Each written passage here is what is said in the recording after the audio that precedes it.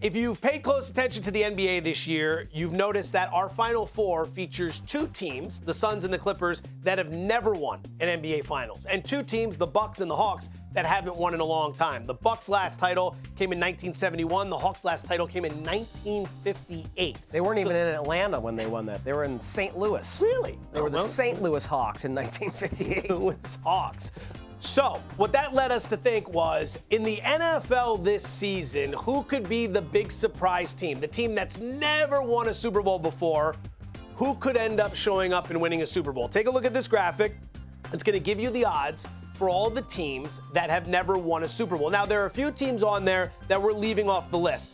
For example, the Bengals, the Jaguars, the Texans, and the Lions. You might be asking why we're leaving them off the list. We don't see them having a chance to win the Super Bowl. The Texans for sure, the Lions most likely for sure. Maybe the Bengals surprise some people. Bengals could surprise and make the playoffs. I don't think they're a Super Bowl winner, but yeah, I do think they could be better than expected. So given that list right there, what price jumps out at you? Someone who's never won a Super Bowl that could make a serious run this year. Okay, I think Cleveland is deservingly going to get a lot of attention. They are loaded on both sides of the ball, and I think Kevin Stefanski is the real deal. The one that I look to is last on our Chiron there.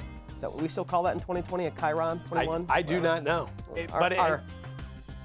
Our graphic, let's just call it that. Keep it easy 35 for to the 1. moron in the driver's seat. The Chargers at 35 to 1. Now I know the Chargers have always been disappointing, but you're getting them at 35 to 1.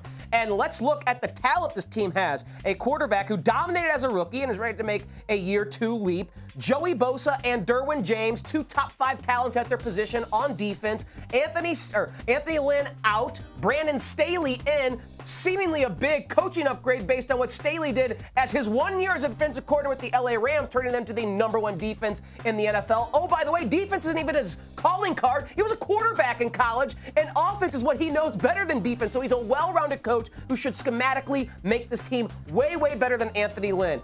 Keenan Allen. Guys like Austin Eckler, investing in the offensive line with free agency and draft this offseason. Yes, it's hard to back the Chargers, and I know they're in the same division as the Kansas City Chiefs, but damn, they got a lot of talent on that team, and damn, I think they upgraded big time at coach. If you get this right, you've been banging on the Chargers for months now. If you get this right, you're going to be the guy at the front of the Super Bowl parade. Even if they're good this year, you're going to be at the front. For sure. Because you have been touting them, and for a lot of good reasons. All right. Give me the Minnesota Vikings at 40 to 1. I know what you're going to say. Kirk Cousins, oh my God. Kirk Cousins will never win in the postseason. Maybe. But 40 to 1 is a hell of a price considering what you're getting here. Minnesota, 7-9 last season with, despite what head coach Mike Zimmer called the worst defense he's ever had. Zimmer's been coaching defense since the early 90s. So they went out, they signed Patrick Peterson, they signed Mackenzie Alexander to upgrade their corners position, Xavier Woods, and Dalvin Tomlinson. They're going to be better on defense. They play a third-place schedule based on last year's record. Kirk Cousins, Dalvin Cook, Jordan Jefferson, Adam Thielen, all back.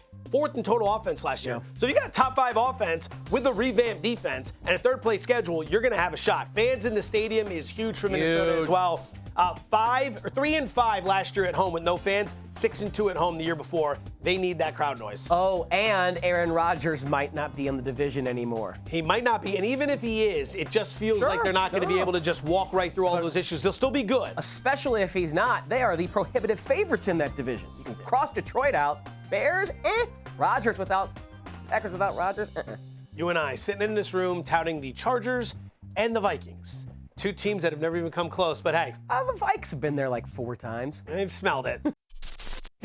Thanks for watching ESPN on YouTube. For live streaming, sports, and premium content, subscribe to ESPN+.